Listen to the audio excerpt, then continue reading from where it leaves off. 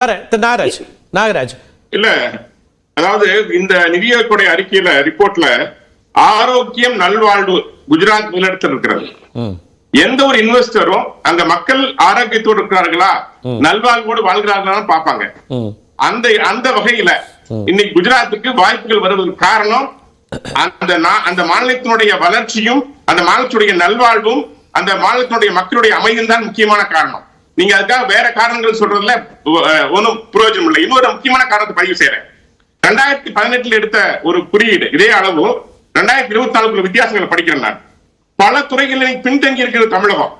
குறிப்பா போனா sustainable development கோல்ஸ்ல பொறுப்பான நுகர்வுல 10வது இடத்துல இருக்கு. சுத்தமான குடிநீர்ல 9வது இடத்துல இருக்கு. உற்பத்தியில 10வது இடம் பின்தங்கி இருக்கு. நில வாழ்க்கை குறியீடுல 15வது இடத்துல இருக்கு. அமைதி நீதி மற்றும் வலிமையான நிறுவனத்தில் 9வது குறியீடு. இதுல குஜராத் முதலிடத்தில் இருக்கு. அதனால 2018 விட கம்பேர் பண்றப்ப இன்னைக்கு தமிழகம் பின்தங்கி இருக்கிறது. அதனால மெல்ல மெல்ல இது குறைந்து கொண்டே வருகிறது. 13 கேட்டகரியில ஃப்ரண்ட் ரன்னரா தமிழ்நாடு இருக்கு சார். இப்ப அவங்க ஒரு புள்ளி கொடுக்குறாங்க சார். நிதி ஆயோக் உடைய அந்த இத புள்ளி விவரங்களை எப்படி அவங்க ஆய்வு எடுத்துக்கிறாங்கன்னா, அது நம்ம ஆடியன்ஸ்க்காக நான் ஒரு தடவை சொல்லிடுறேன். 49 புள்ளிகள் வரைக்கும் 0ல இருந்து 41னா 49னா ஆஸ்பிரண்ட் அப்படிங்கிற இடம், 50ல இருந்து 64 பெர்ஃபார்மர்னு சொல்றாங்க, 65ல இருந்து 99க்கு அவங்க ஃப்ரண்ட் ரன்னர் இருந்தாங்க. இப்ப 65ல இருந்து 99 புள்ளிகளை பெறக்கூடிய இடத்துல 13 பாராமீட்டர்ல தமிழ்நாடு ஃப்ரண்ட் ரன்னரா இருக்கு. அப்படின்னா நீங்க அதுல வந்து 1ல இல்ல 2ல 1 இல்ல அப்படின்னு நம்ம சொல்றது அது ஒரு லாஜிக்கா இருக்காது. இல்ல சார், தான் சொல்றேன். ஏற்கனவே சொன்னேன் பல விஷயங்கள் திரும்ப நான் பதிவு செய்யறேன் உங்களுக்கு. 2018 கம்பேர் பண்றப்ப இன்னைக்கு மீண்டும் பின்தங்கி இருக்கிறது. நான் அந்த குறியீடு ஒவ்வொரு ஆண்டு எடுப்பாங்க இல்லையா, அந்த குறியீட்டுல பின்தங்கி இருக்கிறது. நான் உதாரணம் சொன்னேன். நீங்க இந்த பெண்களுடைய பாதுகாப்பு, பட்டியல் சமுதாய மக்களுடைய பாதுகாப்பு, இதுல நீங்க பாருங்க, குறிப்பாக பெண்கள் குழந்தைகள் பட்டியல் என மக்களுடைய வன்முறையில 11 புள்ளிகள் அதிகரித்துள்ளது. வேலை வாய்ப்பு புதிய கண்டுபிடிப்புல 37% இருந்து 15% குறைந்துள்ளது.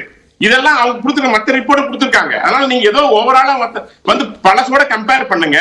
எப்படி இருந்த தமிழகம் இப்படி மாறி இருக்கிறது என்னோட கருத்தை நான் பதிவு செய்யறேன். ஓகே, ஜெண்டர் ஈக்குவாலிட்டிலையும் மேலதான் இருக்கும். நம்ம பேசலாம் திரு பரந்தாமன். எஸ், அவர் நாகராஜ் சார் சொல்லும்போது, அதாவது வந்து ஆரோக்கியம் அல்லது ஹெல்த் அண்ட் வெல்னஸில் வந்து குஜராத் ரொம்ப முன்னேறிய மாநிலமாக இருக்குது. அதனால தான் வந்து இண்டஸ்ட்ரீஸ்லாம் அங்கே போயிருக்குது. அப்படின்னா நீங்கள் வந்து இண்டஸ்ட்ரியல் க்ரோத்லேயும் சரி அல்லது வந்து ஹெல்த் இண்டெக்ஸ்லேயும் சரி இன்னைக்கு தமிழ்நாடோட குஜராத் முன்னாடி இருக்கணும்.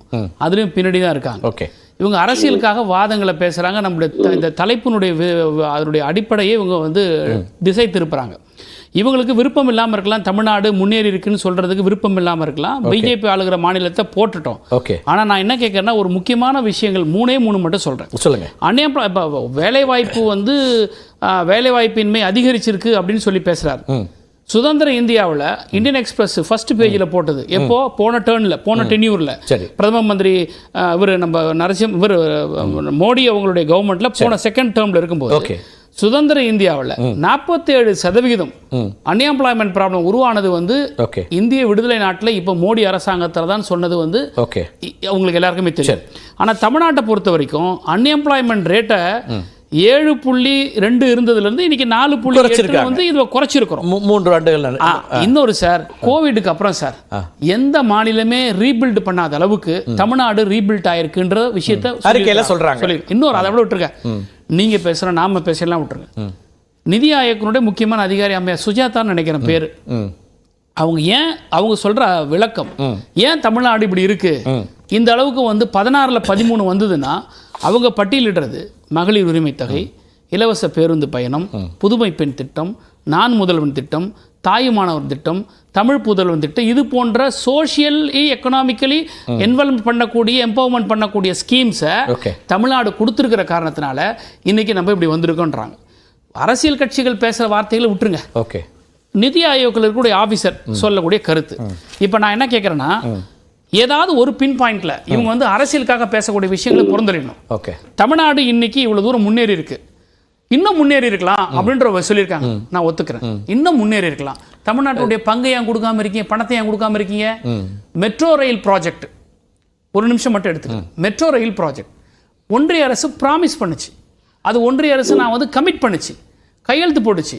ஆனா ஒத்த பைசா கொடுக்காம, Okay. ஆனா மக்களை பிரச்சனைக்குள்ளாக்க கூடாது சொல்லிட்டு தமிழ்நாட்டுடைய அரசாங்கத்துடைய காசை 12,000 கோடியை கொண்டு போய் போட்டிருக்கிறோம்.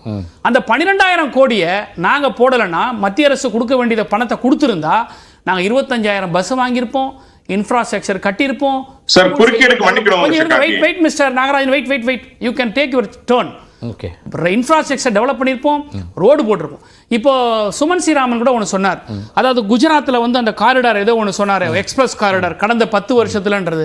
சார், சென்ட்ரல் கவர்மெண்ட் வந்து பார்த்து தனக்கு ஆதரவில்லாத மாநிலங்களில் கடந்த 10 வருஷமா இப்போ அடுத்து கண்டினியூ பண்ணக்கூடிய இந்த காலகட்டங்களில் எந்த ஸ்கீமே கொடுக்குறது இல்லையே, எந்த ஒரு ரோட் ஸ்கீம்ஸ் கொடுக்கல. என்ன ரயிலை புதுசாக விட்டாங்க தமிழ்நாட்டுக்கு?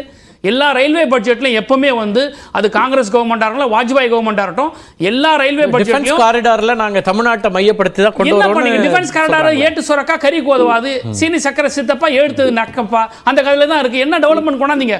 ஒரு புது ரயில் இருக்கா? ஒரு புது ப்ராஜெக்ட் இருக்கா? எத்தனை இண்டஸ்ட்ரீஸ் வரதுக்கு ஹெல்ப்ஃபுல்லா இருந்திருக்காங்க? சோ இதெல்லாம் சேர்த்து சுமன் ஸ்ரீராமனை பேச சொல்லுங்க. ஓகே, பேசலாம். பிஜேபி சப்போர்ட் பண்ணி பேசாம பேசலாமா கார்த்தி?